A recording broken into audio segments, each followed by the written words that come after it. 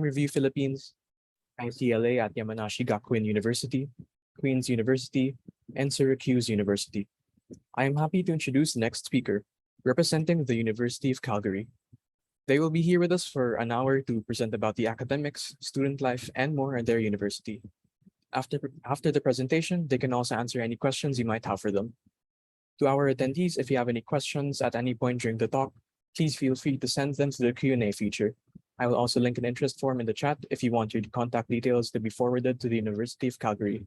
Just scroll down to the appropriate day and you should see their name and the link to the form.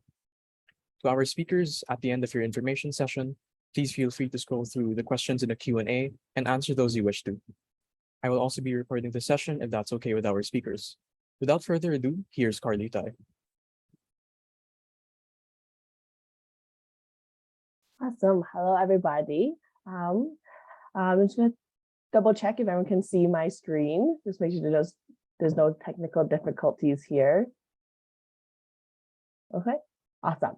Well, I am Carly, and I am a student recruitment advisor from the University of Calgary. And I'm here today, as mentioned, to share with you all the amazing opportunities available at our institution and why you should keep us in mind as you explore post-secondary options.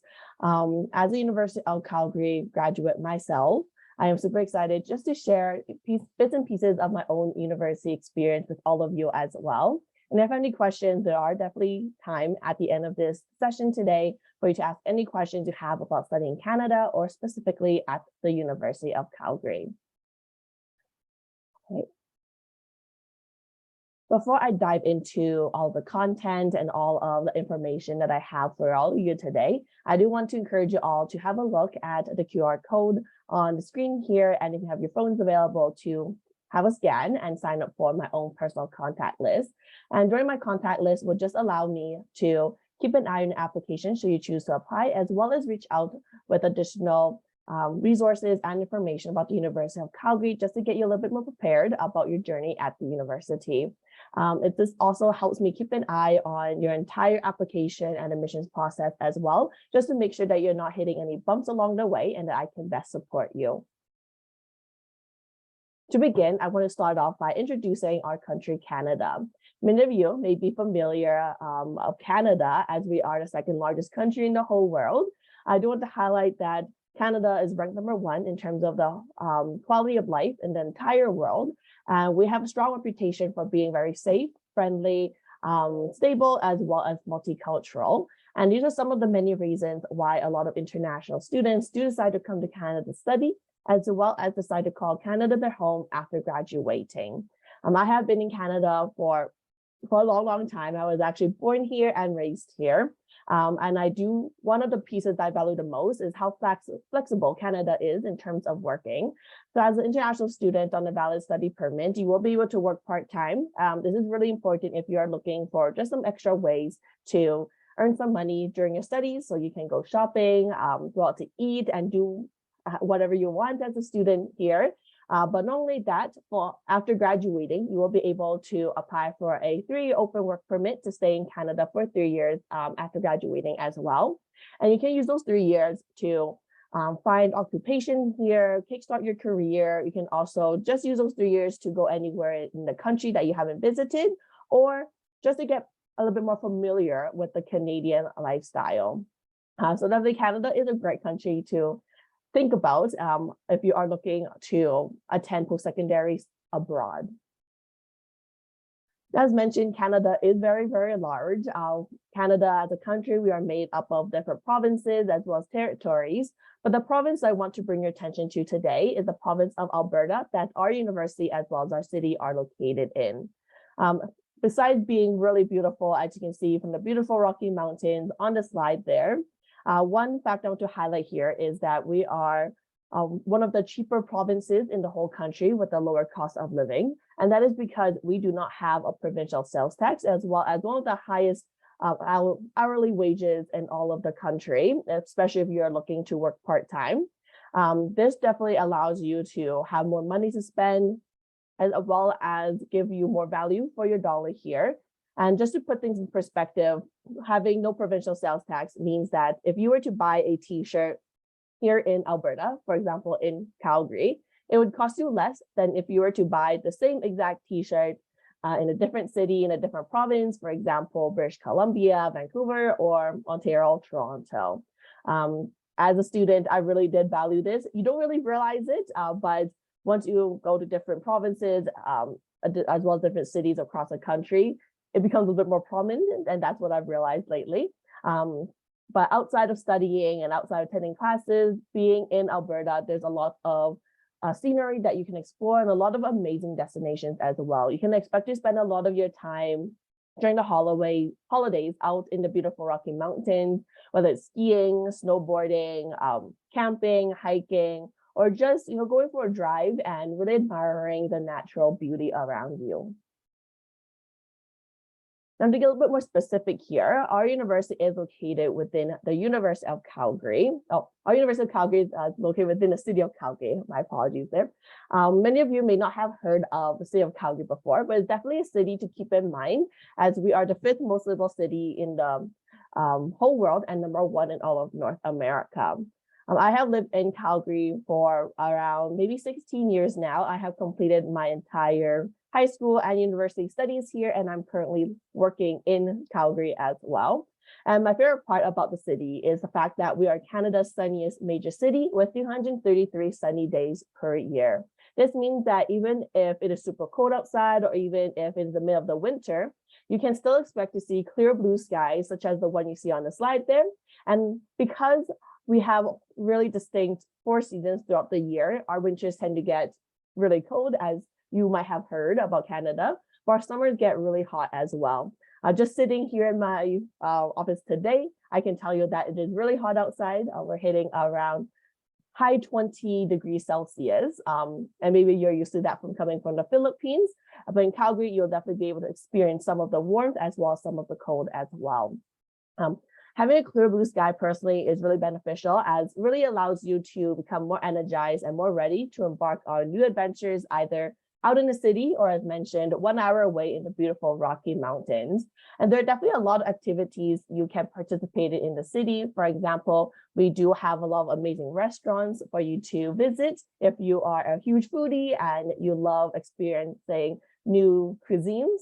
But we also have the largest pathway and bikeway network in all of North America as well. If you're more into outdoor sports or just spending time outdoors, you can definitely bike along the Bow River that you see on the bottom of the slide there, or during the summer times, you can definitely raft down the Bow River as well.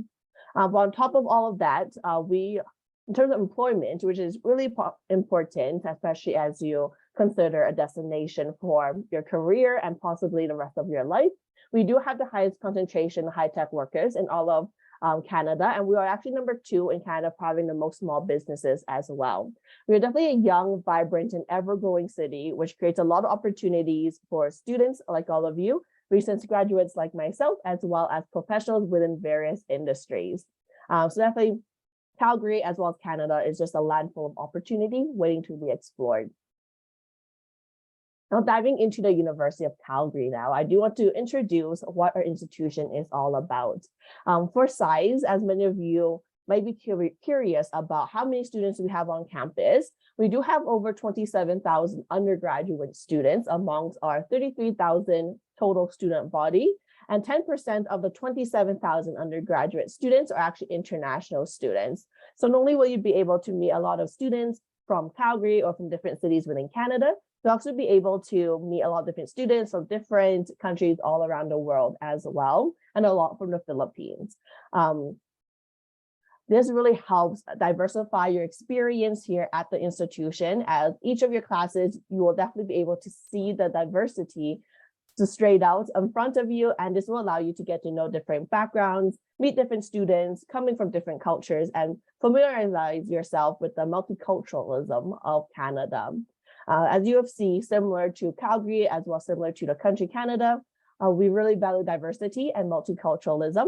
And we actually have over 142 different countries represented here on campus. And you can really see that distinction, or that kind of variety in terms of student clubs, as well as events here on campus. But next to that, studying at the University of Calgary means studying at the 5th top research university in Canada, where an abundance of sponsorship funding goes towards financing various research areas.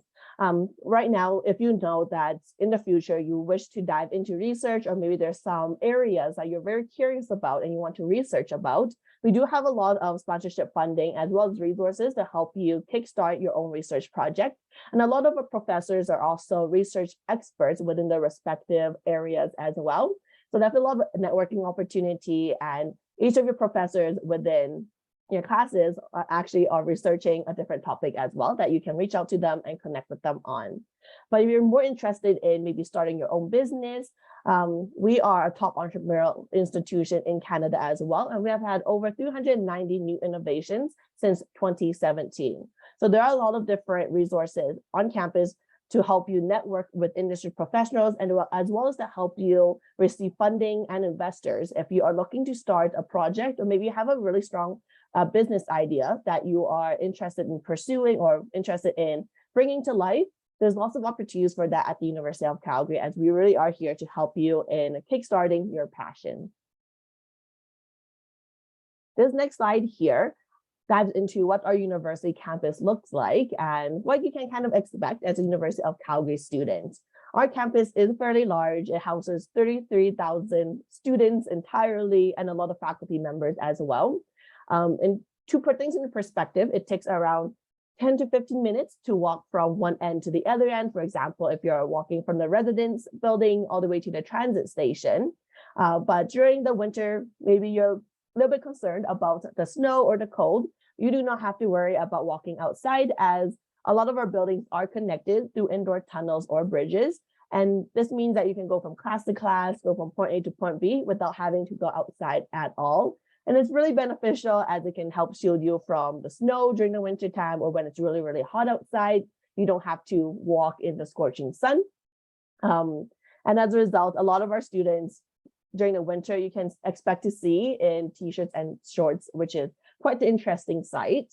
One building that I want to highlight here today is the Taylor Family Digital Library, just right in the center of the map there. This library is our main library on campus and is also the most technological library in all of North America. Within this library, you can expect to utilize a lot of our amazing technologies, such as dual monitor workstations, high-tech workrooms or meeting rooms, as well as access the largest video games collection in all of North America. Definitely a main hub to be on campus, and one that you might want to look a little bit more deeper into.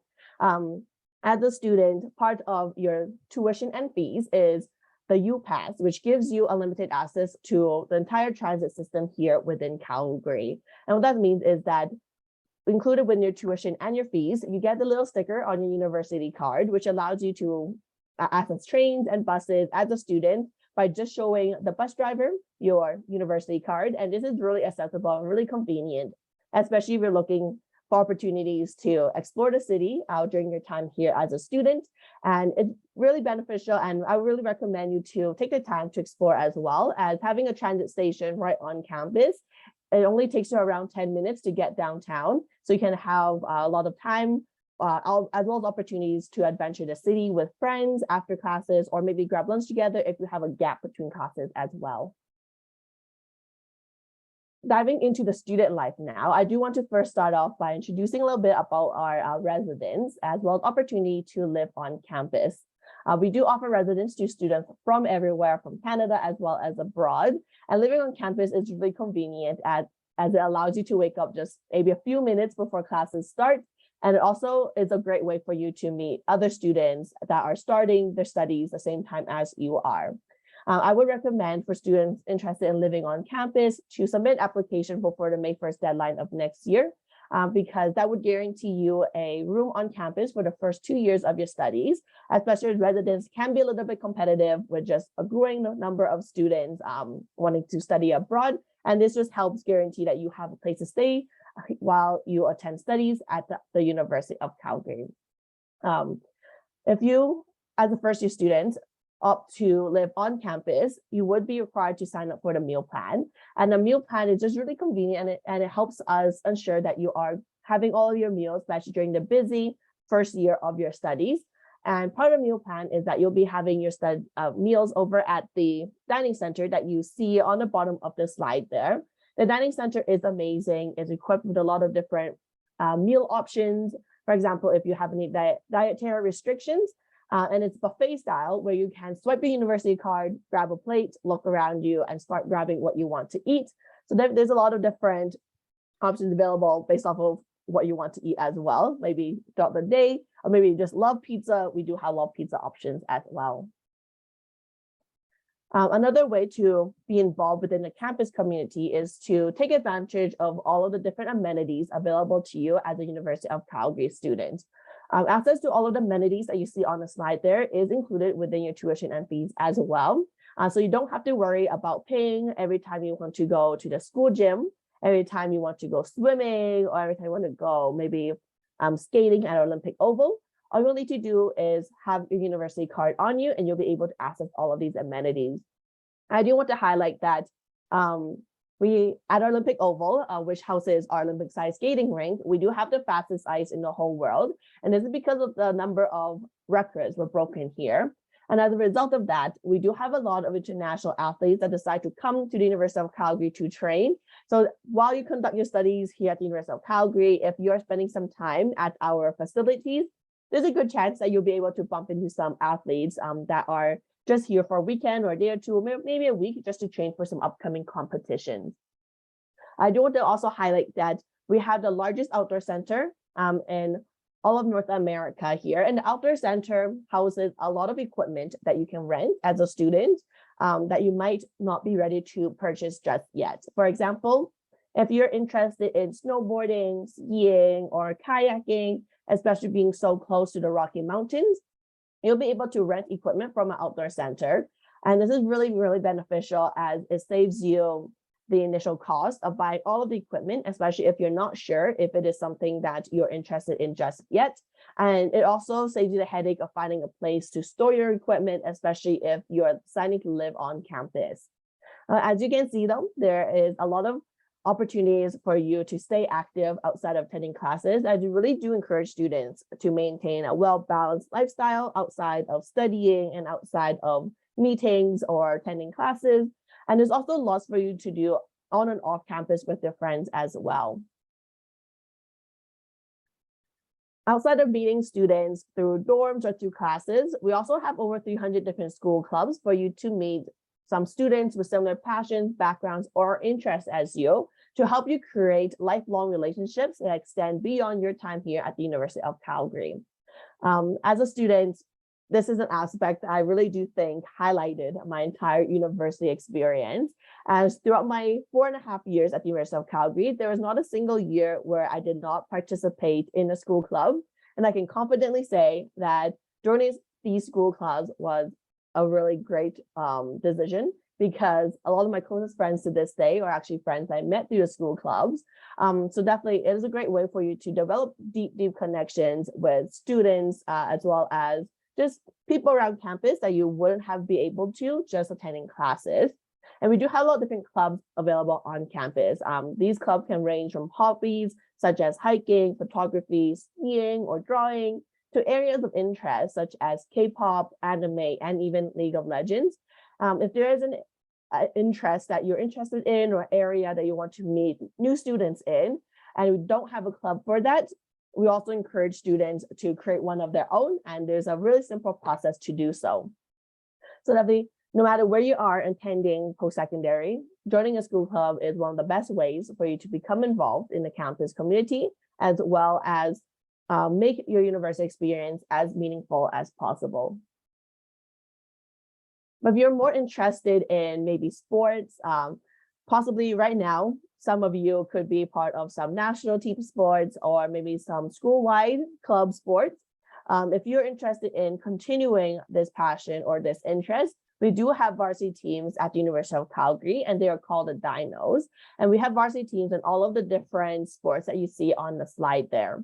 If you are interested in joining a varsity team, I would recommend for you to go on our website at godinos.com and reach out to the sport or the coach for the sport that you're interested in joining, just to inquire on tryouts and further information, as it would be the best support for you. And joining a varsity team means that you'll be able to train alongside like-minded students as well as friends, But not only that, you'll also be competing with different teams from different institutions across the country as well. As an international student, you'll be traveling far from the Philippines to Calgary if you do decide to attend the University of Calgary. But on the opposite side of that is traveling from Calgary to another country around the world through studying, working, or volunteering abroad. This is another aspect of university experience that you get really excited about, because I was able to volunteer in Taiwan for 2 months, as well as study abroad in Japan for 1 month during my studies. And both of these opportunities provided me with unforgettable memories, as well as experiences that I did not think I was able to obtain while I completed my post-secondary studies. I would highly encourage all of you to have a look into studying, working, or volunteering abroad, depending on kind of the goal that you have in mind, as these are all great ways for you to travel and see the world without prolonging your degree, as well as just globalizing your mindset as well. If you do decide to study abroad, we have over 200 different study abroad programs, and you will be paying University of Calgary tuition and fees when you study abroad. So the only thing that will be different is your classroom. Instead of the 4 walls of a lecture hall at the University of Calgary, it could be a popular sightseeing destination in China. It could even be maybe a foreign institution or university in Japan. There's also opportunities depending on the specific program that you apply for, as well as your degree that you're pursuing. So it's a great way for you to travel, as I don't believe that there's anyone that doesn't have a curiosity to travel and see the world. But lastly here, outside of globalizing your degree, we also have opportunities for you to gain some professional experience, to work integrated learning opportunities. And this way, you don't have to wait until graduating to know what it's like to work in the field that you're interested in, which will also give you the chance to see whether the career path that you're pursuing is the right one for you. One important thing that I'd like to note here is that a lot of our co-op internship opportunities are paid with competitive salaries to make sure that students like you are being well compensated for the work that you are doing. And on top of that, depending on the specific program or faculty that you are a part of, working integrated learning opportunities can look a bit different. For example, it could range from co-op to internship to practicums, all the way to paid research, depending on the specific program that you are studying. But all of these are wonderful opportunities to get a head start in your career, as it could provide you with very valuable skills and knowledge. And 94% of our students also find a job after graduating as well. But it just really makes everything more seamless and kind of helps you get a head start in the rest of your career.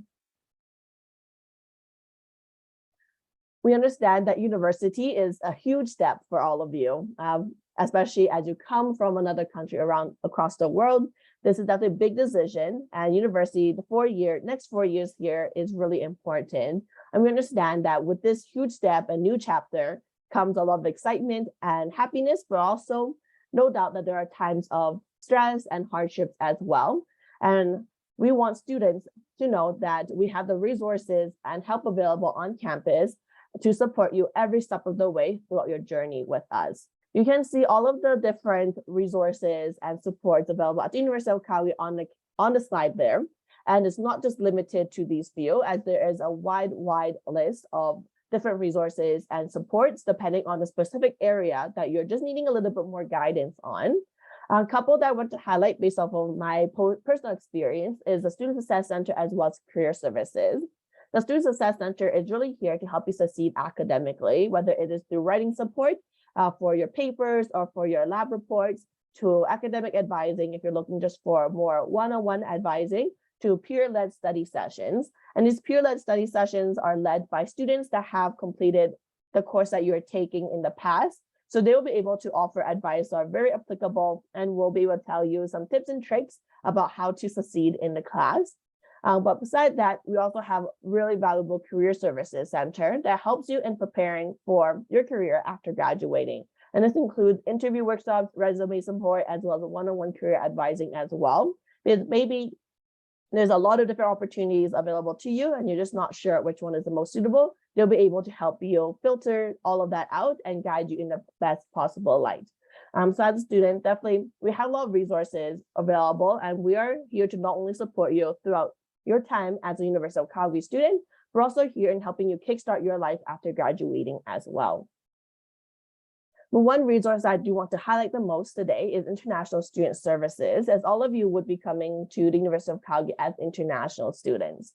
Being new to the city and away from home can be a stressful experience, but we want to make sure that all of you know that at the University of Calgary, you are definitely not alone. Part of the International Student Services is they focus a lot on helping international students call University of Calgary as well as call Calgary their home. And part of doing so is that they create organize a lot of different programs and activities for you to get to know different students that are undergoing the same experience as you, coming from different countries, maybe from Philippines as well as connect you with some students on campus as well, or from the University of Calgary, just to help you create your own campus community that you can confide in during your time as a University of Calgary student. We do have a lot of different students coming from different quadrants around the world each year, and our International Student Services really focuses on helping you all become more comfortable and more familiar with this new environment. They organize a lot of different events that ranged from trips to popular sightseeing destinations such as Banff, Lake Louise, or Drumheller, to weekly or monthly hangouts, maybe some movie nights, skating during the winter time, or just some board game nights as well, just so that you have some activities to participate in outside of studying here as a student. But on top of all of that, as they do support you with everything and anything that comes with international students, they also offer immigration advising as well to help you in applying for your study permits, to conduct your studies here as a University of Calgary student. So if you're looking to apply for a study permit, they'll be able to support you on that as well. Before I dive into the more specifics regarding the faculties, admission requirements, the more specific pieces, I do want to welcome you all to have a look at some of the upcoming events we have lined up for prospective students, as well as sign up for our campus tour. Although you may not be able to visit Calgary in person just yet, we do have a lot of digital and virtual tours for you to explore, just so you can have a sneak peek into what your University of Calgary experience can look like, and have a look into what our campus looks like as well. So highly encourage. It gives you just a further look into what studying here could be like for you. Now you get a little bit more specific, diving into all of the nitty-gritty faculty studying, all the opportunities here as a University of Calgary student. We do have a lot of different faculties at the university, each with a lot of different programs you can choose from. We have 8 main undergraduate faculties that you see on the slide there, each with a lot of different opportunities, depending on the area that you are interested in. The faculty that I graduated from is the Haskayne School of Business, and I graduated in a degree, international business degree. But during my studies, I was definitely able to meet a lot of different students from all these different faculties by being able to take courses completely different from my business background. For example, I was able to take Greek and Roman studies, I was able to take psychology, sociology, and one of my favorite courses is a senior level Japanese video games class. And all these courses, although not really related to business, they allowed me to study areas that I was interested in, as well as meet other students that held the same interest as me as well.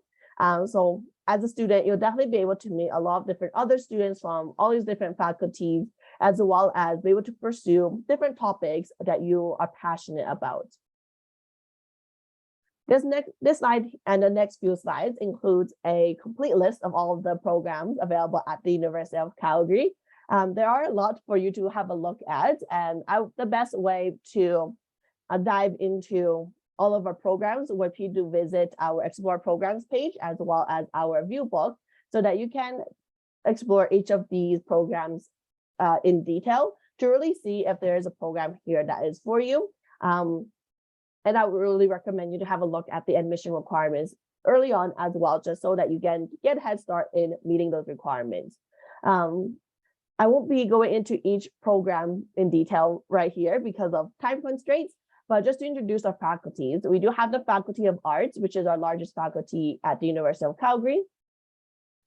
We have the Haskayne School of Business, the faculty that I personally graduated from, and which also has a competitive co-op program for you to gain some corporate experience. We have the Faculty of Science, which has a lot of field study options, where professors would bring class outside for a semester, for a course. Some semester programs or field studies could even be all the way in Hawaii, where you're conducting real life observations. We have the Calgary School of Medicine, which is a popular choice if you are interested in the medical field. Although we do not have an undergraduate pre-med program, our Faculty of Science as well as Calgary School of Medicine programs are great programs to pursue or kickstart further studies in the medical field with, as it provides you with well-versed knowledge. And we have the Faculty of Nursing, which is one of the top nursing programs in all of the country if you're interested in becoming a nurse. We have the Workman School of Education that houses a lot of different pathways available depending on the specific kind of teacher you wish to become. We have the School of Engineering, which has a lot of different engineering concentrations depending on the specific category of engineering you would like to study. But all engineering students do complete a common first year before diving into their specialization in their second year. And lastly, we have the Faculty of Kinesiology, which is the #1 faculty in all of North America. If you're interested in studying sports medicine, as well as the human body. So that, as you can see, we have over 250 different programs and combinations for you to explore. And there's a lot of options for you to complete minor programs or combined degrees as well, if maybe there's a couple of programs that you're interested in pursuing. If you have any questions about our programs, as well as admission requirements, we are definitely here to help. I would really encourage you all to reach out to us for further questions, as well as if you have any curiosities or any concerns, maybe you're not sure if we have a certain program, we can definitely look into it for you. After you've had a look at all of the programs offered at the University of Calgary, really important would be to look at the admission requirements for that specific program, just to make sure that you'll be able to be admitted into the program. Admission to University of Calgary is competitive and is based on 5 faculty-specific high school subjects. So for example, from faculty to faculty, such as Bachelor of Science or Bachelor of Arts, there are 5 specific courses that will be different that you must have completed in your final year of high school to be admitted. And we use those 5 courses to calculate your competitive admission average. And the competitive admission average will vary from program to program as well. So in order to be admitted into a desired program, you will have to first have completed the 5 admission required courses. Second, meet the program's competitive admission average. And lastly, you will need to demonstrate English language proficiency. And there are many ways for you to meet English language proficiency depending on your academic background. One way to meet this requirement is by completing 3 years with English as a primary language of instruction and a Canadian, British, or American accredited curriculum that meets the approved English grade.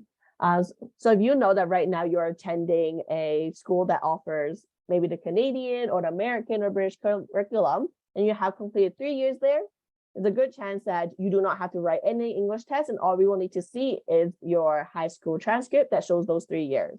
But if you do not have those 3 years, another option would be to complete one of the English language tests that I will share in the next slide here with the required grade.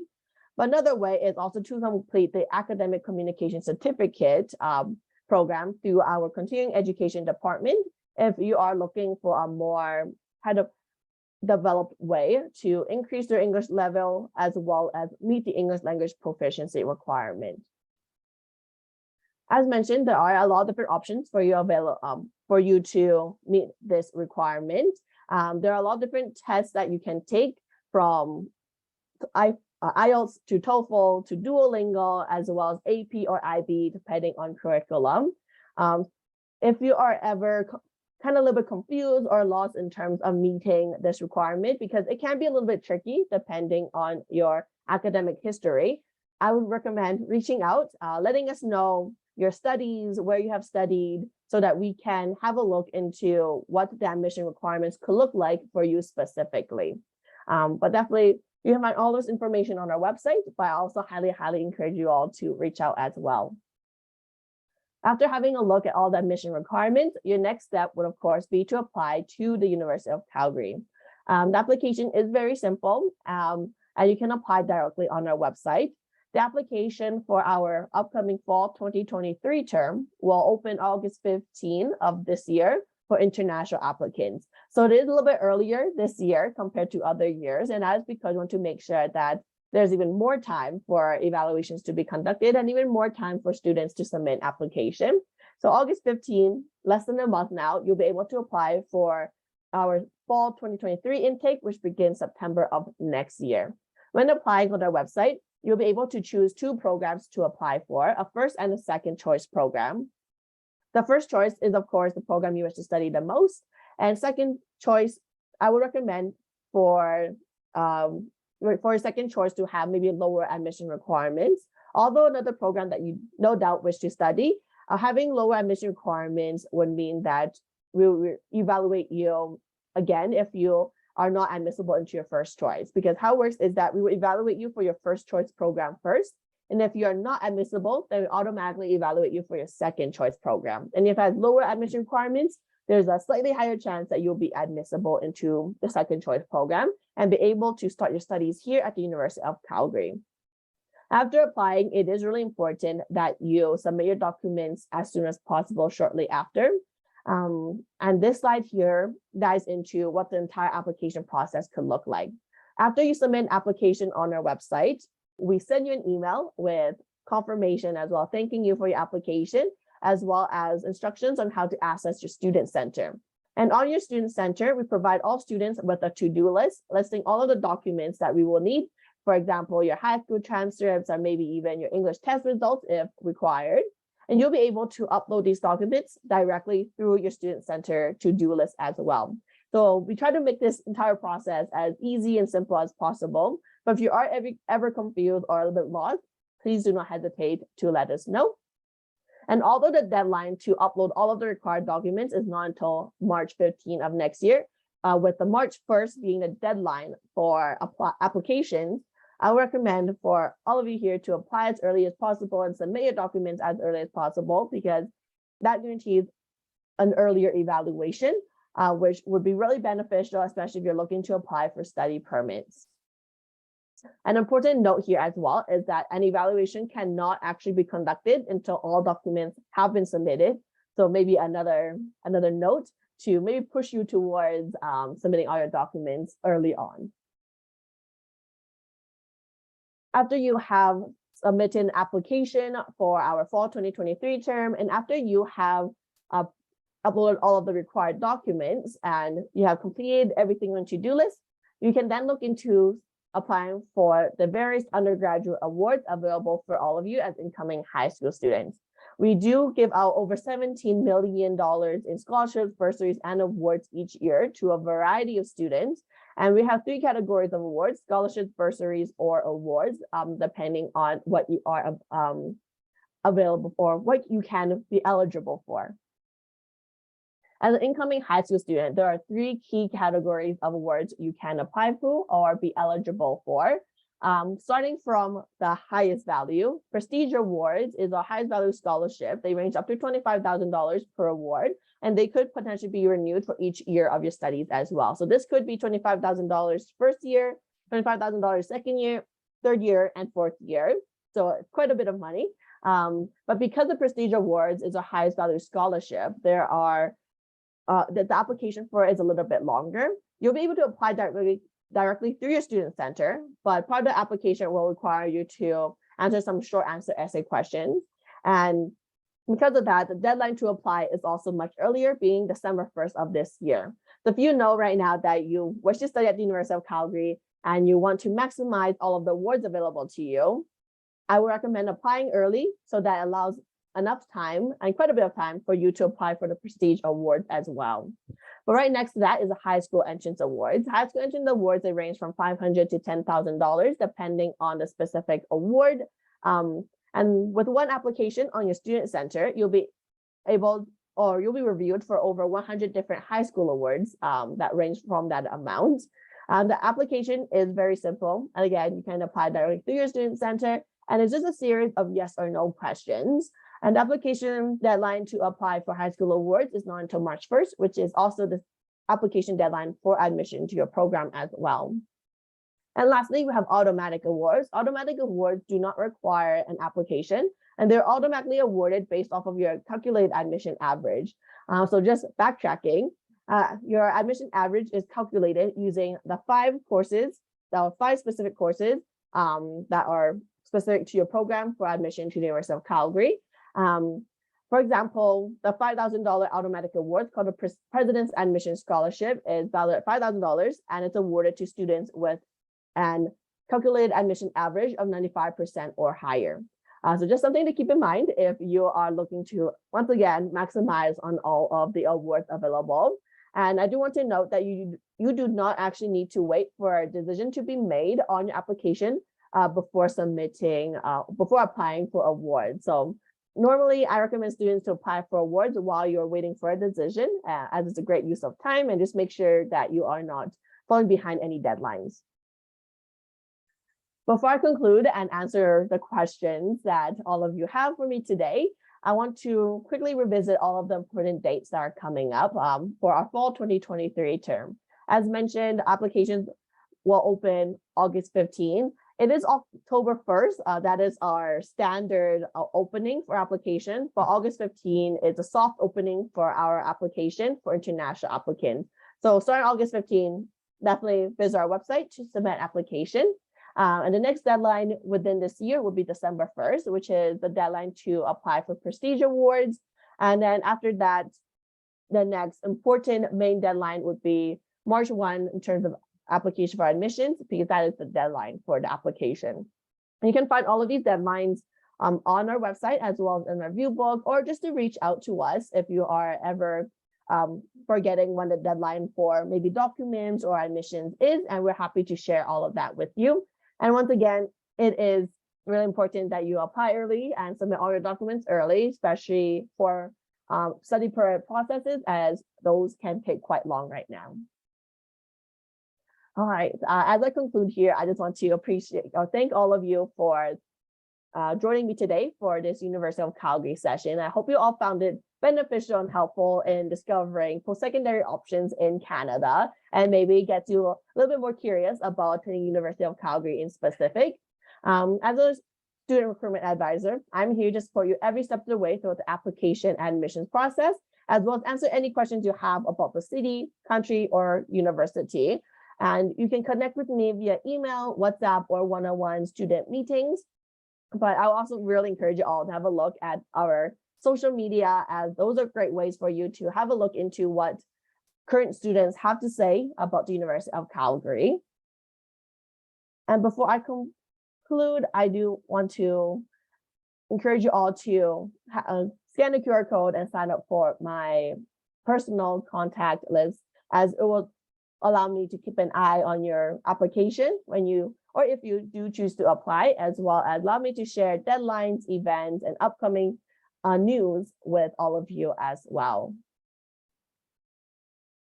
At that, I will be answering questions now, and I do see that there's quite a few in the Q&A chat. I'm just going to get that open. Okay, just starting from the bottom. Oh, sorry, from the top, I guess. Okay.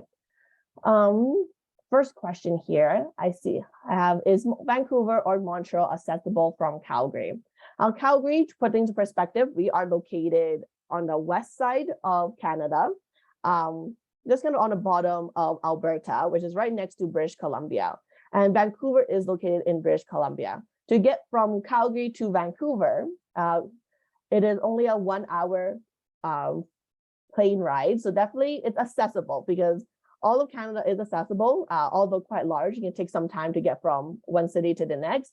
There's a lot of flights, a lot of trains, as well as a lot of buses that go from one place to the other. But yeah, to put into perspective, it takes around 1 hour to fly from Calgary to Vancouver, or it can be a 10-hour drive. Myself and my friends, we do that drive quite often, because 10 hours in your mind, yes, in my mind, it is a lot as well. But because you are driving through the beautiful Rocky Mountains, you can visit the amazing scenery out there and visit a lot of beautiful national parks as well as lakes along the way. So the drive does not feel long at all. Whereas from Montreal, you can still drive to Montreal. I know quite a few people that have, but it takes a little bit longer. It takes a few days. But to fly from Calgary to Montreal, I believe it is a 4-hour flight, 4 to 5 hour flight. There's a lot of flights definitely in Canada, as our cities are quite far from each other. Next question here, does University of Calgary give full scholarship to international students? We do not have full ride scholarships, but we do have all the awards I have mentioned. If you apply for the prestige awards as well as high school awards, and you are eligible for automatic awards as well, that is a huge chunk of that can goes towards your studies here at the university, but they're not full ride, as they would not be able to cover the entirety of your studies. So you would need to make up for some of those costs, maybe through student loans or through savings. Next question here, is UCalgary science-oriented or an arts-oriented university? The University of Calgary, we are a research as well as entrepreneurship institution. We focus a lot on these two aspects. Whereas science or arts, I would say we have a lot of options for both. We have a very large faculty of arts department for students that are interested in studying the arts. We also have a very developed science community if you're looking to study sciences here instead. So I don't want to lean one way or the other, as we do try to be as conclusive as possible, as you want to provide as many students with as many options as possible. The next question here, do you have a need-based and merit-based scholarships? So the scholarships that I mentioned, the prestige, high school, as well as automatic, a lot of them are academic-based, so merit-based, but under our high school award category, as mentioned, there are over 100 different high school awards that we would assess you for. They do range from need-based to merit-based, or extracurriculars that you have completed in high school. It's all based off of your experience and everything you have completed up until this very moment. So there is a mix of need-based and merit-based scholarship. Next question, what scholarships do you offer for international students? I believe, I covered that towards the end. Maybe that's why this question was earlier on. But we do have those 3 key categories of awards, and international students can be eligible for all 3. Really important is that you apply for the prestige as well as apply for the high school awards, because those 2 are the ones that require an application. Definitely all open to international students. When will the application for admissions open? For fall 2023, applications will open August 15th, and they will close March 1st of next year. And you'll be able to apply directly on our website. The application fee, next question is, do you have an application fee? Yeah, and our application fee is $145 for international applicants with international credentials, as you might have seen on one of the slides. That's kind of the estimated cost for application. Next question here, do you require SATs or ACTs? We do not require SATs or ACTs. For the evaluation, all we would request would be your high school transcripts and proof of English language proficiency. For example, IELTS or TOEFL results. For AP or IB, if there's any students here that are completing that, IB and AP courses could potentially award you post-secondary credits towards your first year of studies. But outside of that, we really just look at your high school transcript. So no need to worry about SATs or ACTs. If I go to the Faculty of College of Medicine, can I use it as a pre-med course? If you decide to study at our coming School of Medicine, and obtain a Bachelor of Health Sciences, maybe in Biomedical Sciences, this does not classify as a pre-med program. Different doctorates. We had a Doctor of Medicine on the graduate level, but we do not have a pre-med program, as different institutions kind of operate a little bit differently. What our Cumming School of Medicine undergraduate programs provide instead is a solid foundation for further studies in the field. Of course, my recommendation for students wishing to pursue further studies is always to look at where you want to end up. For example, where you want to complete your Doctor of Medicine or your medicine degree, and work backwards on what the requirements would be and where you could study to fulfill those requirements. Because then you know your endpoint, and if you move backwards, everything leading up to it would just help your success in that path. Next question, are there scholarships offered for international students? I think I have covered that. Scholarships are definitely important, and I hope that all of the information I provided regarding scholarships have been conclusive. But let me know if you have any questions about the different awards specifically. The next question is about need-based scholarships, and yes, we do offer them. There's not a category per se, but it's kind of included within our high school awards. Next question, what if we use English as the language of instruction in school where we need to submit English language proficiency tests?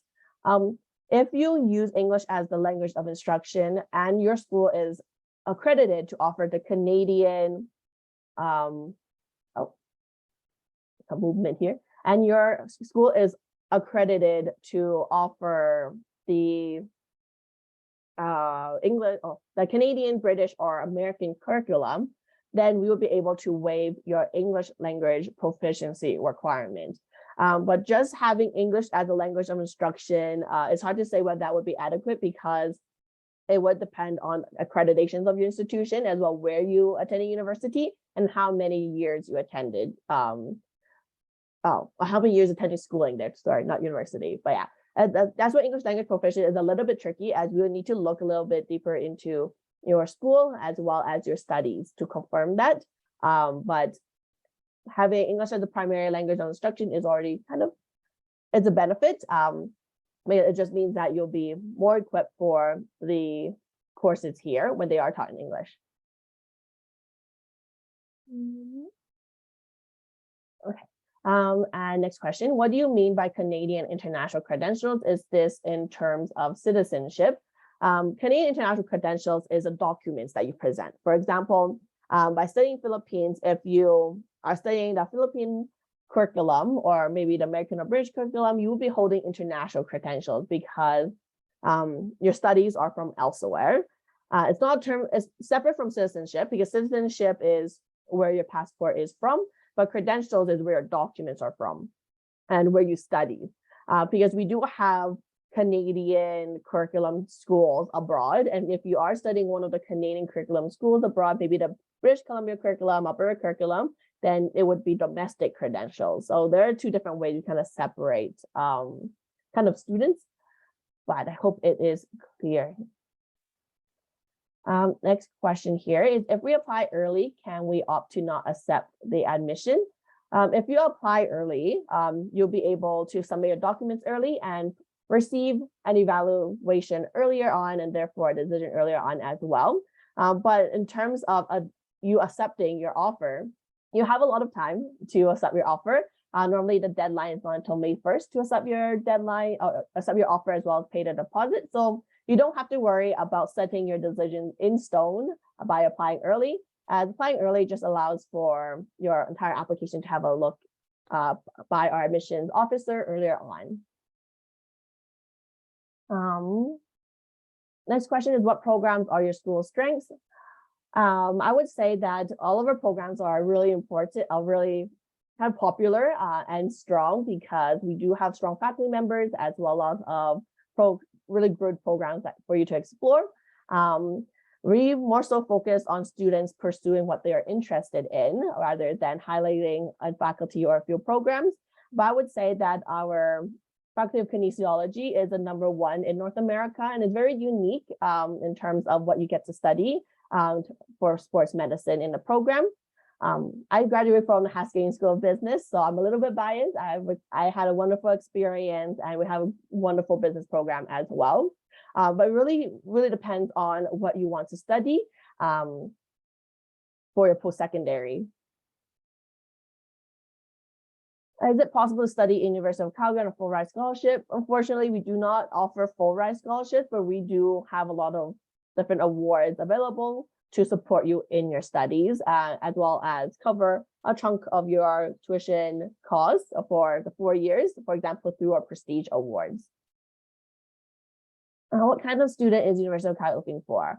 Because we are an institution that focuses a lot on innovation, diving into the unknown. We do value students that are maybe curious about their surroundings, as well as passionate about different areas. For example, if students that are really curious about research, we do have a lot of research opportunities as entrepreneurship. If you're looking into start a new business, I would say the main attribute that we look for or is really valued at the University of Calgary would be curiosity and a desire to learn and explore.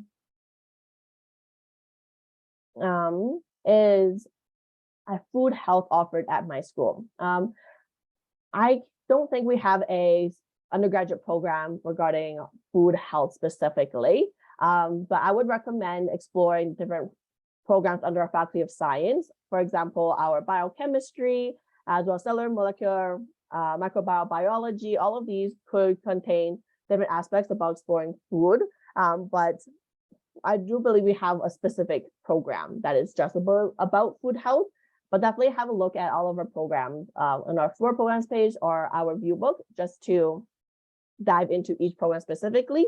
Or if you can send us an email, I can look into it for you. How is financial aid in terms of dorming or living status? If you live on residence and you apply for all of the awards that you would receive would go towards your tuition and as well as residence. It just kind of goes towards your file, and you can spend that on your studies here at the University of Calgary. For financial aid, if you're looking for maybe student loans would depend on citizenship. I believe Alberta as well as Canadian student loans are only available to Canadian citizens or Alberta citizens, but perhaps there are some in the Philippines that you can look into for financial aid or student loans specifically. Do we pay for our meal plans? If you, as an incoming first-year student, and if you do decide to stay in dorms for your first year, you will be required to sign up for the meal plan, but there's an option between a 5-day or a 7-day meal plan. This is included within the residence fees as well, all the tuition and fees that you can think of. We have a cost estimator on our website that lists out each cost independently for you to have a look at. But you would have to pay for the meal plan, but there are some options available, and the meal plan just really ensures that you are having all of your meals, especially in the very busy first year for a lot of students. How much would you estimate the cost of on-campus dorm living? The cost of living on campus can be, if I would estimate, for living on dorms as well as a meal plan, it could go up to around $10,000 per year, and this is including the fall and winter terms. But of course, this cost could vary depending on building as well as a dorm type, just different options available. So I do encourage you to have a look on our residence website for all of the dorms options available, as well as reach out to our residents specifically if you have further questions about living on campus. What kind of students does UCalgary find? Once again, we really do value curiosity and just a desire to learn, and just really passionate students that really want to make the most of the university experience. And that's partially why we have a lot of facilities and a lot of opportunities for students to maximize the university experience here as well. If you go to Faculty of Nursing, can it be a pre-med course? Unfortunately, this would not count as a pre-med course, as the Faculty of Nursing would allow you to become a nurse rather than a full-fledged doctor. But you could apply for a pre-med with the Faculty of Nursing. It just provides you with a background, but it does not act as a pre-med course. Are essays required? We do not require any essays. As mentioned, we only require your high school transcripts and proof of English language proficiency, such as English tests. Bachelor of Science Psychology is one of the programs offered. It's not, of course, already part of the pre-med course. Once again, we do not have a pre-med program at the University of Calgary. We do have the Bachelor of Science in Psychology that a lot of students graduate from to pursue further studies to become a psychologist, for example. But just graduating from a Bachelor of Science in Psychology would not classify as a pre-medicine program. The Canadian study and non-Canadian, non-British curriculum in the Philippines pay tuition rates of Canadians and international students. Tuition is based off of citizenship. So that is when it kind of differs a little bit. The application fee is based off of credentials, whereas tuition is based off of citizenship. So that's kind of where it can get a little bit complicated. But if you have any questions, do let me know. Can we apply for an application fee waiver? We definitely do have an application fee waiver that you could apply for, and I just recommend reaching out. Sorry that I'm not able to get to all of the questions here. I don't want to go over my time, but definitely do reach out to us at the University of Calgary with further questions, and I'm happy to support additionally. And once again, thank you all for your time, and thank you to Camp Philippines for this opportunity, and I hope you all have a wonderful rest of your day. Thank you also for sharing with us. We loved having you. Goodbye. Bye-bye. Okay, so that was the University of Calgary. And next up, we have the California College of the Arts. Our speakers are already with us. So I'm gonna just do a little quick intro, but first, thank you to our sponsors, the Princeton Review Philippines, AUG Student Services, LIMS Review Center, Study International Philippines, AIM Review Philippines, ICLA at Yamanashi Gakuin University, Queen's University, and Syracuse University. So now I'm happy to introduce today's speakers representing California College of the Arts. They'll be here with us for an hour to present about the academics, student life, and more at the university. I'm literally in the Bay Area right now, so I am also very excited to hear about this. But yeah, they can also answer any questions you have for them. If you have any, drop them in the Q&A box. And I'll also send an interest form if you want to stay in touch with them. But yeah, without further ado, here they are. Take it away. Hi, everyone. My name is Claudia Molina. I am the Diversity Coordinator and Admissions Counselor at CCA, and I'm joined by my wonderful colleague, Annie, and I will let her introduce herself. Hi, everyone. I'm Annie. I'm the Senior Admissions Counselor at California College of the Arts. And yeah, very happy to be presenting with my colleague, Claudia, today, or at least answering of the questions. So we have two presentations today. One that's going to be providing information on CCA, and then another presentation that's really going to be focusing on one of our application requirements, which is the portfolio. So we're going to kind of give you a sneak peek of it in this first presentation and then go into depth in the later one. So bear with us. Also, additionally, if you hear any strange noises, it's my dog snoring in the background, so I apologize. There's a lot going on in my household. Okay, so I'll go ahead and get started and share my screen. And I'm going to turn my video off while I present because sometimes my computer overheats, so apologies as well.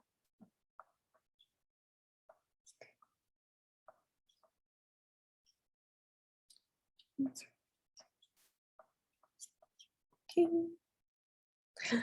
Awesome. So we are presenting on California College of the Arts, located in San Francisco.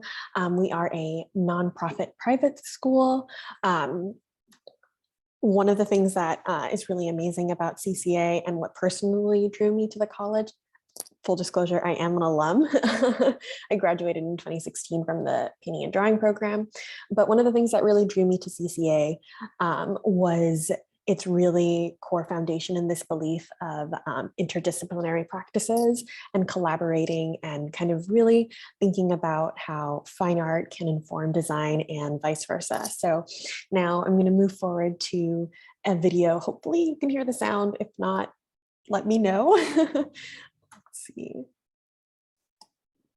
Okay, there we go.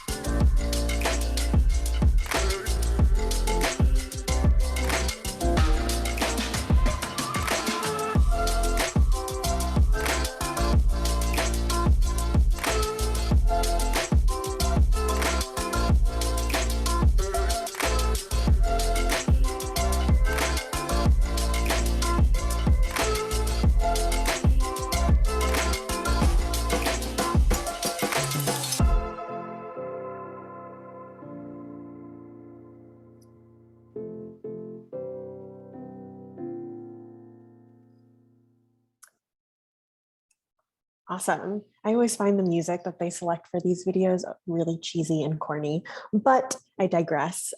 So we offer 23 undergraduate programs, and one of the amazing things, and I kind of said this earlier, is that there's so much overlap with all of these programs. So, me being a painting and drawing major, I dabbled a lot in textiles and sculpture.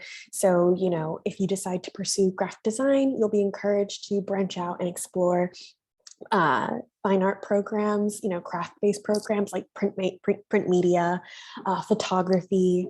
There's a lot of crossover between fine art and design. And again, it's really reinforcing this idea of how these programs can inform one another. We really kind of want you to think outside of the box and develop your practice, beyond any limits. We don't want you to limit yourself, as cheesy and corny as that might sound. So additionally, Yeah.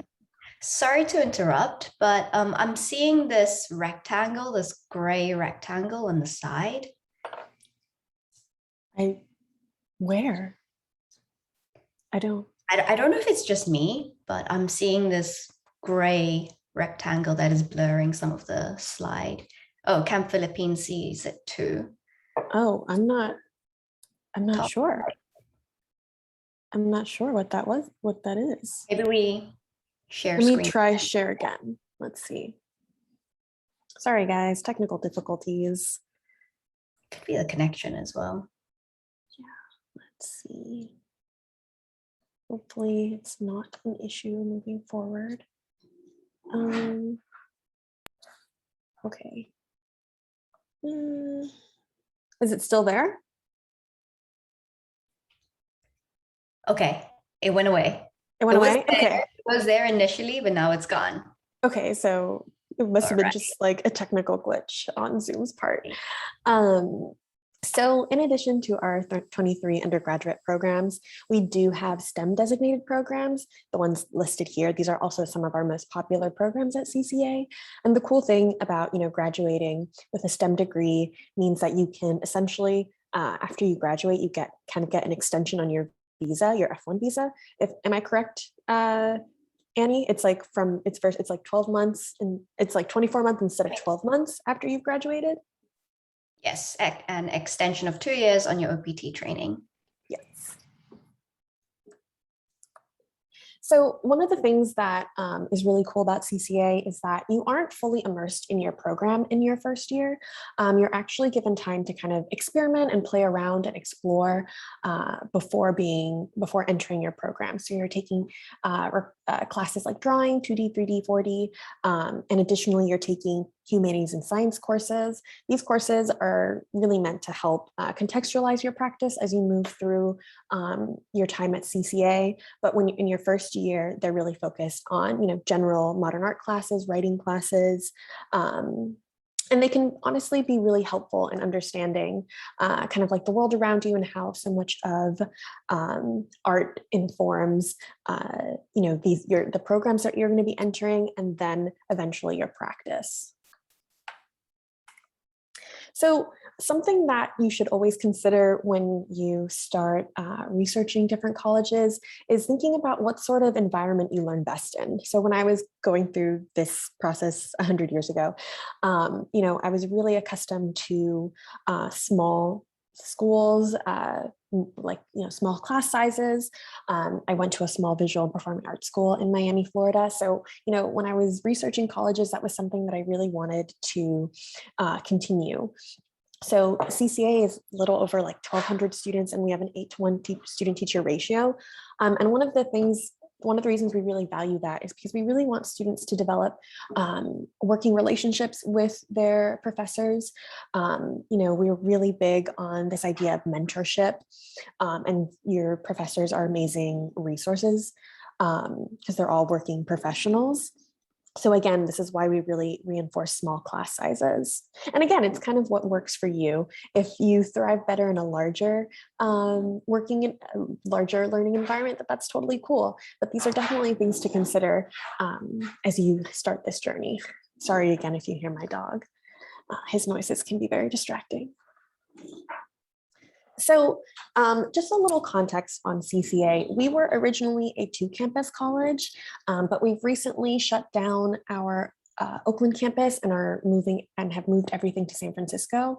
And with that, we've expanded on our San Francisco campus. We've added new student housing, and we're going to be building new studio spaces for students, which is all of these renderings you kind of see here. So the plan is that, ideally in the next 2 years, all of this construction will be complete.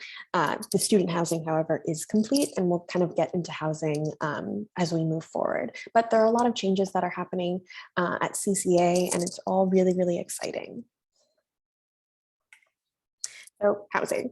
So this is actually our new first year housing building, Founders Hall. It's actually located right next to our campus. It's a requirement that students live on campus their first 2 years and enroll in a meal plan, which is really nice because when I was a student at CCA, I had to fend for myself and cook, and I hate cooking. So, we have our Makers Cafe, which is our dining facility, and they have a lot of different housing meal options for students, which is really amazing. It's kind of like one less thing for you guys to worry about. And again, you have immediate access to the campus and all of the facilities, and you can kind of get a sneak peek at what the dorms look like. So something that I always tell students when they kind of start this journey is to really consider where their industry is thriving. Like, if you're interested in design and art, really think about the cities that value that. And again, where those are successful. So CCA is located in an amazing area. San Francisco, we have access to amazing art institutions and obviously the tech corridor. So many of our students have gone on to work in so many different spaces. And, I don't know if you are familiar with this idea, but, something that my mom always told me is that location really matters when it comes to real estate anyway. And I think that can also be said for, where you attend college. You want to know where you'll have opportunities throughout your time in school and even after. What industries are available and accessible to you. Being from Miami, Florida, I speak from personal experience in that, there wasn't a lot of opportunity within art and design. And I knew very quickly that I needed to get out of Florida in order to be successful. So one of the cool things that CCA does is partner with programs and different, not programs, sorry. We partner with a lot of different organizations. So specifically our interior design program partners with Autodesk and has kind of created this residency program that students kind of like have the opportunity to dabble with a lot of different and like a new cutting edge tech that they can apply to their design work. So specifically in this case, interior design. So we have a lot of, community partners. One of our core values as a college is really engaging with our community. So in addition to that, we partner with the Children's Creativity Museum. This is actually a class that all students can take at CCA. And essentially it's a mural making class. And this is kind of, one of the projects that this class took on for an entire semester. And this was kind of, the end result.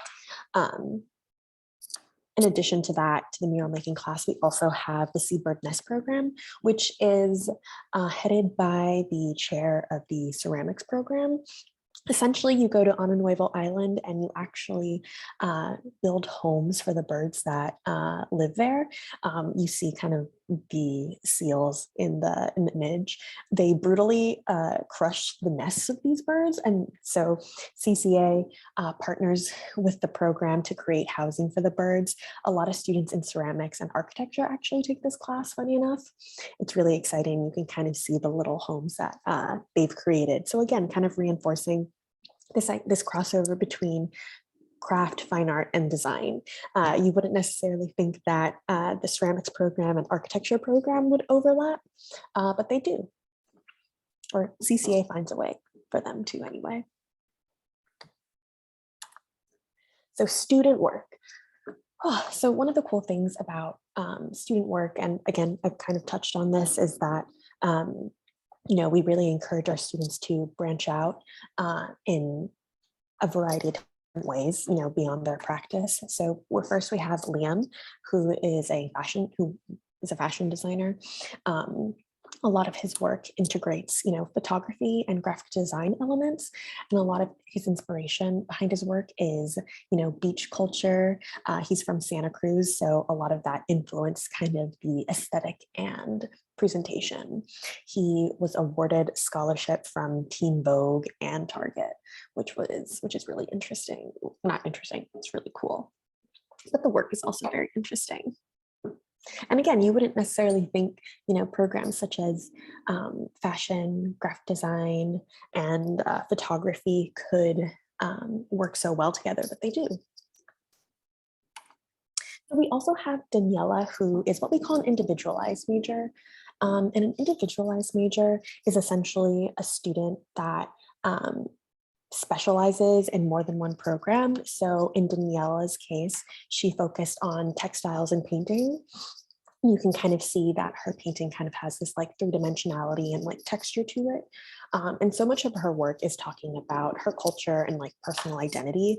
And you'll see that that's a common theme in student work and also faculty work. We really implore our students to engage with their own communities, with their own personal identities, to focus on things like sustainability, social justice. Again, these are all really core values at CCA. So now we have faculty. So I mentioned earlier that our faculty are kind of working professionals, and they are, and it's a really big help for students. Our faculty are kind of like in the thick of things. So, they constantly connect students to internship and job opportunities. Some of our students even go on to work with our faculty, which is really amazing. Additionally, our faculty, because they're so well connected, will oftentimes invite, outside designers or artists during your critiques for your like midterms and finals, which is really amazing. And that's how an additional way that you kind of make connections and network. So Jeanette Kim is an assistant professor at CCA, and a lot of her work really thinks about how architecture impacts issues of social justice and sustainability. So again, kind of like that common theme throughout faculty and student work. So then we also have Rachel Berger, who is the chair of the graphic design program. And you're maybe wondering, how is this at all related to graphic design? Like, it's a box. Those are a lot of the questions that, Rachel really implores our students to ask themselves. Oftentimes, I think it's really easy for us to think that graphic design solely exists within the digital space, but there's a lot of crossover and opportunity to experiment in photography, bookmaking, print media. So those are going to be a lot of the things that you'll have the opportunity to explore while at CCA. So a huge concern for families, my mother was deeply concerned about this, is whether or not, you can acquire a job after you graduate, whether or not you'll be successful or live on as a starving artist. I know that that's kind of a romanticized perception of folks that go to art school, but it is possible to be employed and be successful. 83% of our students are employed within 12 months of graduating and are working within their field. And the reason for their success is, because a lot of our students a lot of programs require students to take paid internships in order to graduate. Again, our location, our faculty, those are among many of the reasons why our students are successful. And we have an amazing career development office that also supports, current students at CCA and alum. So, me being an alum, if I decided for a career change, I could always go to the career development office and they can help me out with sending out my resume, connecting me to different job opportunities. So I mentioned internships. A lot of programs do require paid internships in order to graduate, specifically design programs. And these are some of the internships our students have gone on to acquire. Additionally, all of these companies are located within the Bay Area. So we are really, really fortunate to have access to all of this. We also hold an annual career expo. So over 200 companies, companies featured on this slide and in the previous slide, meet with our students, specifically juniors and seniors, for internships and job opportunities. So again, multiple channels of networking are available for students at CCA. So alumni work. So we have Sean, who graduated from the illustration program, but one of the amazing things about Sean's work is that it actually incorporates a lot of graphic design elements. And again, so thinking about this crossover between programs is really important. Right now, they're working on publishing a children's book for the Golden Gate Park Conservancy, I believe. So, whether they are working as a freelance illustrator or at a company, there are a lot of opportunities for students at CCA. There are varying levels of success, and it's really just kind of finding out what works for you. So we have also Danielle, who graduated from our interaction design program and is working as a product designer at Meta or Facebook. Not sure which name folks prefer. She actually interned at Facebook before she graduated. And it was actually because she interned there that she was able to acquire a job after she graduated. Her senior thesis is called Natives Rising, and it was really focusing on sexual violence on Indigenous communities. And a lot of the work that she did at CCA and for her senior project is being used as in her job now as a product designer at Facebook or Meta, Facebook/Meta, whichever one. So now we have admissions requirements. Our admissions requirements are pretty self-explanatory. We have our application. There is, I believe, a $70 application fee. We also have a personal essay, official transcripts, and please, official transcripts are not a screenshot on your phone. But actually going back to the essay a little bit, one of the things, I'm sorry if you can hear my dog snoring, it's like a lot. One of the things about the personal essay, is that we really encourage students to get as personal as possible in their essay.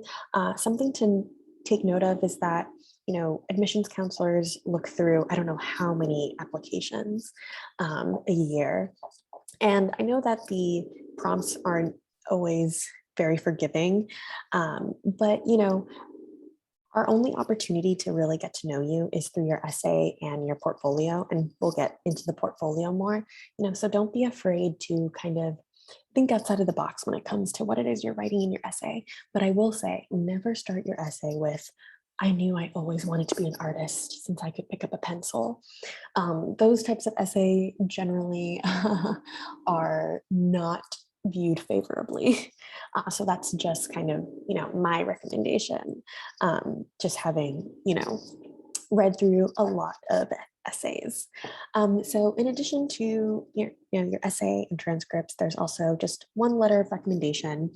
And for international students, proof of English proficiency is obviously required. And then a portfolio of 10 to 15 pieces that you would submit on SlideRoom. That's the platform that almost all art schools use for students to submit their work. So creating your portfolio. I don't know how many of you all are familiar with art schools, but there are a lot of amazing art schools across the US, and all of them are different. And it's really going to be important that you take the time to kind of research all of these different art schools to get an understanding of what it is they're looking for in a portfolio. Because again, we're all different. There are different schools that cater to different types of artists.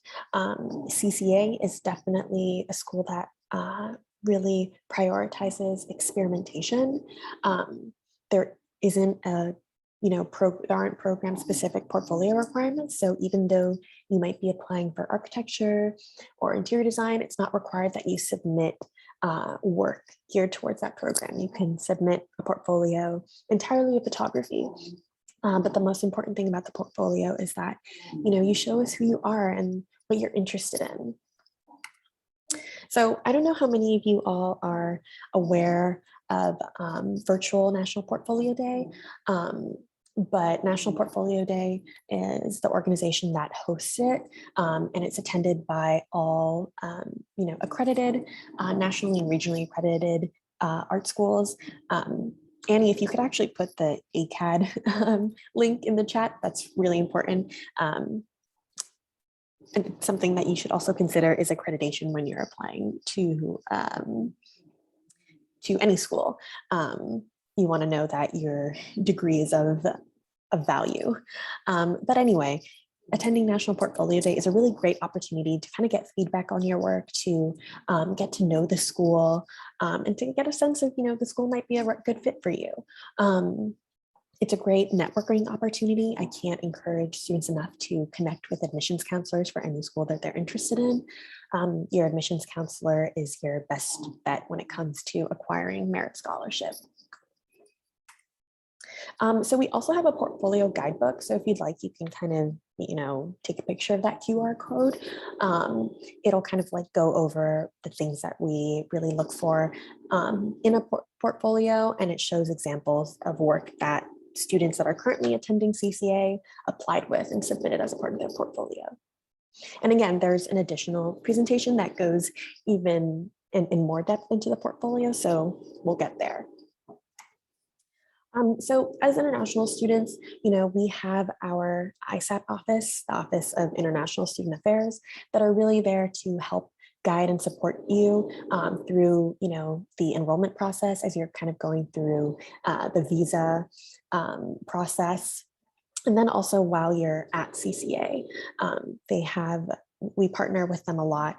And it's a really great way for students to connect to other parts of the community and to other international students. So they do host, different programming events and community building events for you all. So I know that we kind of talked about proof of English proficiency. I wanted to kind of get into more detail, but these are our requirements for students. Additionally, it is possible for students to waive the proof of English proficiency requirement if you've taken 3 or more years of non-ESL English and obtain a grade of C or higher. And correct me if I'm wrong on that, Annie. I believe that's still the policy. So yeah. From an English speaking school, so where the the main language at your school is English.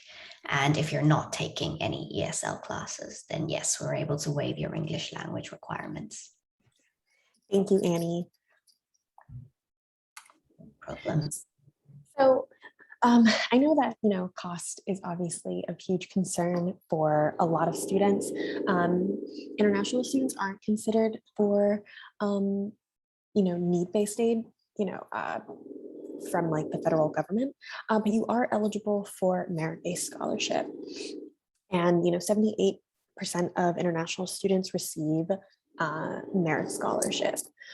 So it's really important that, you have a really great essay and a good portfolio because we review your application holistically. So we're looking at all of those things. It's not just kind of one thing that we focus on when it comes to determining merit scholarship.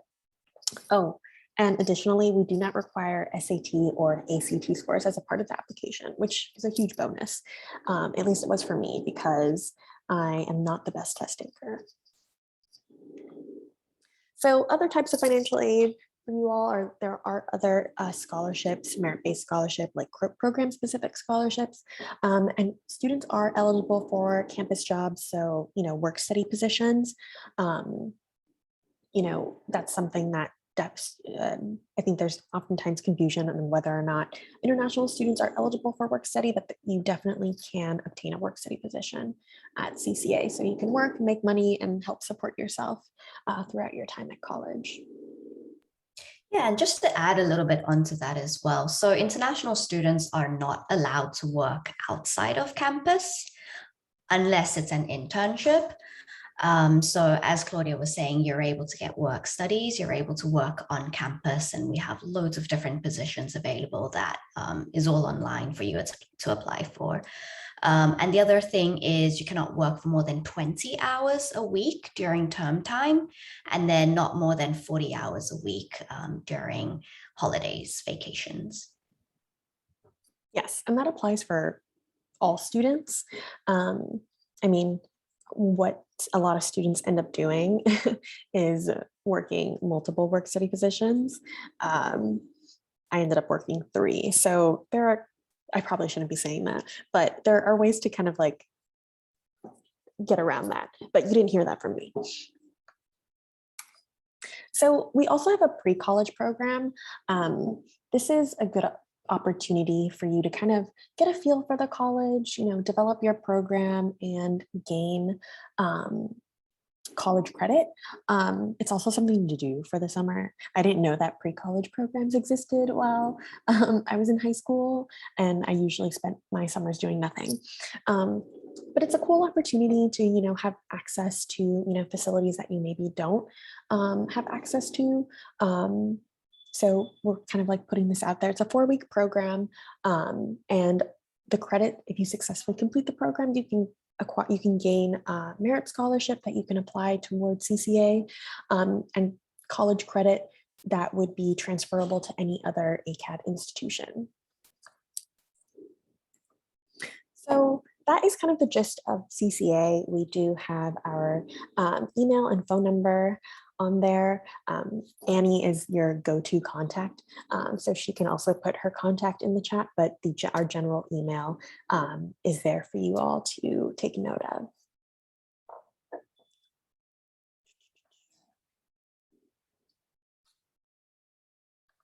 So does anyone have any questions? Oh, okay, that was Annie. About CCA. Again, we do have another presentation that is more focused on the portfolio, but we're happy to answer questions before we get to that point.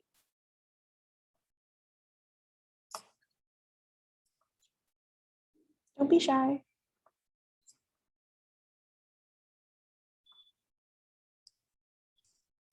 As we move along, if there are any questions that come into the Q&A chat box, I'm able to answer those questions as well. Yeah. So I guess I'll just go ahead and start our next presentation. Bear with me as I go to my other one. Hopefully the gray box does not appear again. Yeah. The invisible gray box, or at least invisible to me, because I did not see anything. I think it was just a connection issue. Okay. Love that Humphrey is, the soundtrack to our presentation. Yes. So you can hear him? Yes. Oh, I'm sorry. He's an English bulldog, so. Okay, so this is our portfolio workshop. So this is a presentation that, we give a lot to different schools, different groups of students, and it's really to give you a better understanding of the type of work that we like to see. Also the work that's, possible for you to make, because sometimes there's this understanding that because you're applying to an art school, you might have to, submit paintings or something. And that's definitely not the case. We do encourage a lot of experimentation. And, we'd like you to be playful and unconventional. And you'll see a lot of that reflected in the work in this presentation. And again, yes. The gray box is back. Really? Oh my God. I don't understand why this gray box is back. I'm sorry, I really don't know what it is. Let me try again. Okay. Is it still there? Yes. Where? I have no idea where it is. I'm not really sure why it's popping up. Let's see what I can Maybe do. turn off your video again, and that way, hopefully, the connection Okay, improves. let's see if that works. I'm sorry, guys. It's okay, it happens. Okay. Is it still there?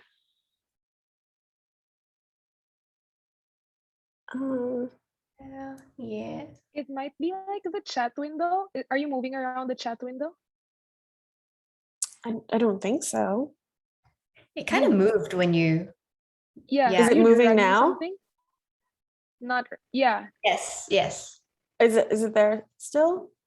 yes. On top Oh, now. so I think it's because it's your box. Is it gone? Is it gone now? No, it's smaller. Oh, That's I fine. know what it is. It's the box that shows everyone. But I don't know how to make it go away. Ah. Oh my God. I'm sorry. Hold on. Let's see. I don't know why this won't go away. Go away. I mean, it's in the corner. Should be fine. Okay, yeah, I just dragged it to the corner Should be okay. because I didn't know how to get rid of it. Now I totally lost my train of thought. Okay, so this presentation is really focusing on what we look for. Again, I can't speak for any other art school. I would definitely recommend getting in touch with other schools and see what it is they're looking for. But this is really a lot of the work here really encompasses what CCA loves to see in a portfolio. Ooh. Okay, so one of the things that we always have students ask themselves is, what's your story? Who are you? What sort of work are you interested in making, and why? So this is actually one of my students who, so much of her work is talking about her Latin identity, being a white passing Chicana. A lot of personal work was in her portfolio. And just know that you can get as personal as you want in your portfolio. There's no expectation that your work look and be a certain way. It's definitely what it is you want it. It's whatever you want it to be. So we encourage a lot of personal exploration in your portfolio. So one of the things that students talk about, or we've confronted with students and dealt with, is just kind of this idea of access and what sort of materials are available to them, and just know that again, you aren't limited to one way of making work. We definitely want you to kind of play around and see what sort of materials you have at your disposal. So with my student Sam, a lot of her work is talking about her struggles with scoliosis, and she kind of just used found materials in her house to kind of create this piece. It's nothing that was really expensive or inaccessible to her. And that's something that we always want students to think about. There isn't an expectation that you have to spend a bunch of money to create amazing work. So kind of going back to this idea of exploring your personal identity, you can also explore that in a variety of different ways and in a variety of different media. What makes your portfolio cohesive is the idea and not the medium. So with Audrey, she was exploring a lot of her own identity, feeling disconnected from this idea of kind of being American and being Chinese, and kind of feeling othered in both communities. And she explored that with this beautiful watercolor and kind of, this portrait, this photography piece. So again, really think about, branching out into different media, and really think about, how you can kind of connect these works. So for the students that are kind of interested in design, I know that the instinct is usually to, kind of develop a logo for Google or Nike or something. And I'll say that, it's not a requirement that you submit digital work if you're interested in, a design program specifically. But if you're going to do that, it's really important that you think of like intention. So with this student, Louis, they actually developed a fake kind of nonprofit conservancy.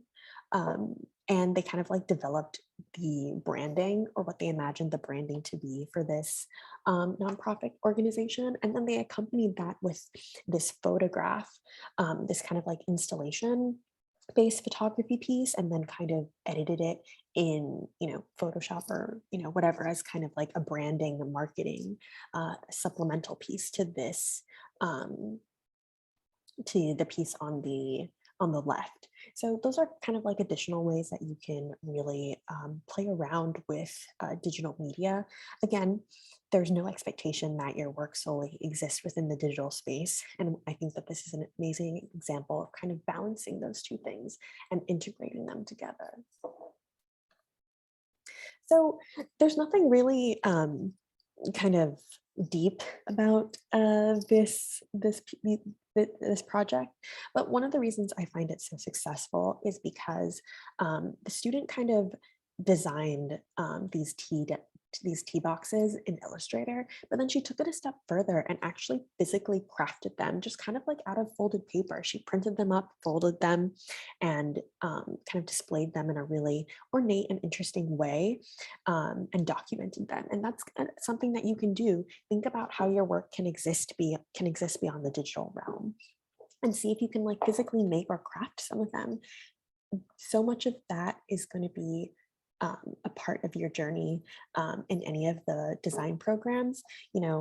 Model making is really huge at CCA. Materiality, physically crafting are going to be a huge part of your journey in any of the design programs, specifically industrial design, interior design, architecture, actually just all of the design programs, I'll say.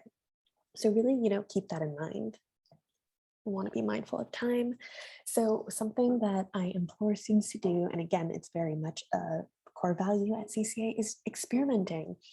Play around, be unconventional. My student Enya, she found these cement blocks in front of her house, and she painted on either side of them because she's mostly a painter, and having access to canvas and large sheets of canvas and paper can be really expensive. So she painted on either side to really explore kind of her overall concept of being, having like fragmented memories. She's an immigrant, and she left her country at a really young age, and so much of her experience in the US, she's felt disconnected to her Latin roots, and so much of her work is trying to reclaim that and reconcile that. And again, really successful and simple, and just used with found objects. So additionally, kind of going back to this idea that, you can utilize a variety of different mediums to explore one concept. We don't always see a lot of performance work, but it's something that, we definitely don't discourage if that's something that is a part of your practice, which was the case with Mason. His entire goal was walking around the streets of San Francisco as like a disheveled, intoxicated man to really reflect a lot of his home life. And he accompanied one of the stills of that with this drawing that he did. So, sometimes you might have access to really cool facilities like a laser cutter. You aren't discouraged from making work with using those facilities. We definitely want you to play around with whatever resources you have at your disposal. So sometimes it can be a little intimidating submitting a portfolio of 10 to 15 pieces, it might seem like a lot. And in a lot of cases it is. It's important to remember that you aren't required to submit the maximum 15. You can submit 10 pieces. It doesn't count against you in any way if you submit just 10. But a great way to kind of break that up is to create a series, which is what Melissa did. Now, these are only 3 of the pieces that were a part of this series. For the sake of this presentation, I couldn't include all of them. I think she did like 6 of these shoes, but each shoe is really meant to focus on kind of like a different vice or mental illness. One of the reasons she actually used shoes is because it's something that is kind of used in our everyday life and kind of connects us. And we don't even know it. And all of the materials that she used, again, were kind of like found objects, which is really amazing. So again, it doesn't have to be this incredibly like well drawn or painted, or it can be, sculpture. It can be installation art. It can be performative. It can be whatever it is you want it to be. So Mason, who kind of did that performance piece, this is another part of his portfolio where he just found a bunch of empty liquor bottles and kind of glued some of these, drawings onto it that were really meant to shine a light on his experience with his own father's alcoholism. So really like deep and personal. And again, it's not required that you make work that's this personal, but it's definitely okay to. Art in a lot of ways can be really cathartic and good for, your mental health. So, don't shy away from making art like this if you feel that it's helpful. It's not gonna, count against you in any way. We really appreciate that students feel that they can, in a sense, like, confide in us with their work that is, so personal to them. So, don't be afraid of kind of going that route. So something that we love to see, and this kind of, I think, applies to actually all art schools, is your process. The process of making the work, the process of how folks interact with it. So much of this piece specifically is, how viewers are meant to engage with this work, which is one of the things that's so successful, and also how it's documented. And then there's kind of like the traditional sense of process work, showing us kind of like the before and after. It's really great for us to kind of get a sense of how things change and how, you adapt things, and kind of get a sense of, what's going on in kind of like your mind and what your thought process is. Trying to be wary of time. And, the way that you document your work can really make or break your piece and really determine whether or not it's successful. And there are a lot of like really interesting and unique ways to document your work. It doesn't always have to be on a plain white background, although that's generally what we look for. But sometimes, your work requires something different, which is the case with Sarah. She had these sculpture pieces, and she kind of like created this really interesting installation projection piece, and she really wanted to kind of document it as viewers were meant to experience it, like if they were physically there in person. So ultimately, we really want you to show us, what you excel at. What are the things that you like to do? What work, what themes, what topics are of interest to you. We don't want students to submit figure drawings and observational drawings, because ultimately that really doesn't give us a sense of who you are, and your portfolio should be about you. And additionally, your portfolio really gives us insight into who you are. Remember, all we really have to get to know you is your portfolio and your essay. So, don't be afraid to help us get to know you better, because that's ultimately what's going to make you stand out. Your portfolio, you remember that you always have a unique point of view and perspective, and you should definitely highlight that, because that's what helps you acquire, more merit scholarship. So that's kind of like the end of my spiel. We have about a little over 10 minutes for questions. Let me turn off my camera. Hopefully there's no gray box of death anymore. Amazing. Yeah. Thank you so much, Claudia. So we do have a couple questions. I've answered some of them, but there is this one over here that says, how are the living expenses in San Francisco? Do you want to take that, Annie, or? So I live in the San Francisco Bay Area, and I would say, I was trying to see if I can find like more actual amounts, but living expenses in general, is a bit higher compared to the rest of the US. You also lived here for a bit in Oakland, so how was it for you as a student? Yeah, I mean, it was something to definitely get accustomed to, because the cost of living in the Bay Area, because of tech, is very different than Miami. It's one of the reasons why I acquired 3 work study positions to be able to support myself, but I kind of went to the extreme a little bit.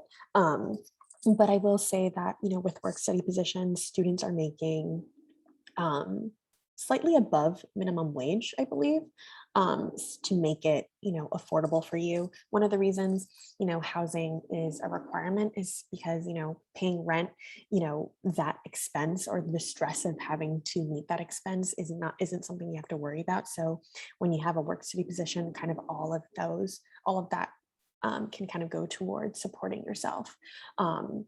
Supporting, your craft materials and such like that. So you don't have to worry about buying food because you have a dining hall that provides food, things like that. So a lot of the costs that I had to take on, like, food and everything, isn't something that you'll have to worry about. But I think it's important that we're honest that, the cost of attendance is very high, but which is why we try to make sure that, students have work study opportunities, and that, the wage that you're making is manageable for you to kind of meet that cost. And remove obstacles like, housing and food from all of the things that you'll end up encountering. And additionally, we don't also want you, one of the reasons why the work study requirement isn't above 20 hours is because we really want you to focus on being a student. So just another thing. So on our website, we have a net price calculator as well. So it helps you to estimate the cost when it comes to affording your studies. And then we give a rough breakdown as to how much everything is. So for example, the tuition, housing, food, books and supplies. So the total estimated cost for a year is around $80,000. And then so that will include the residence halls, that'll include the meal plans that you'll have to sign up for as well. And so that just gives you a bit of an understanding into how much money you need to prepare to study here. And in addition to that, that is why we do offer scholarships. So the merit scholarships, as well as the work studies that Claudia mentioned, will help contribute towards funding your studies. So I'll be able to share that in the chat as well.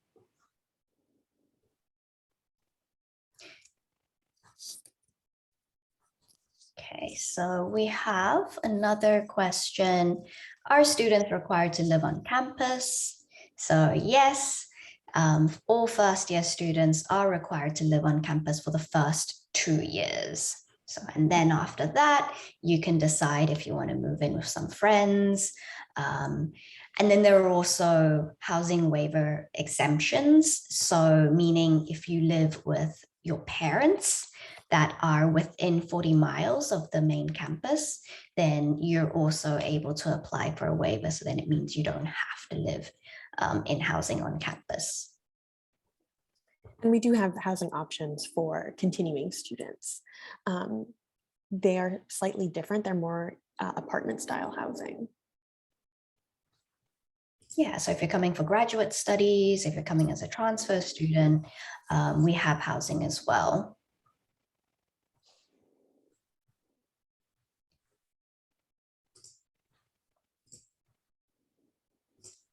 Are there any other questions?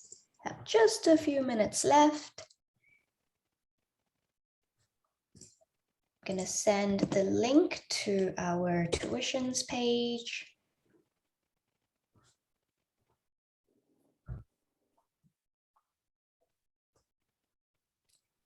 I sent it out to everyone. Thank you. Yeah, no problem.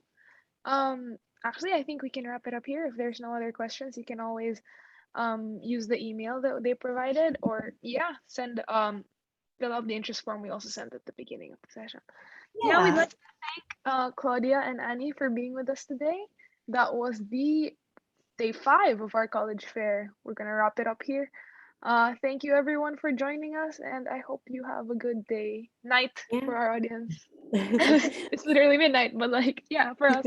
Have a good day, guys. Bye, everyone. Thanks for having us. Bye. Thank you.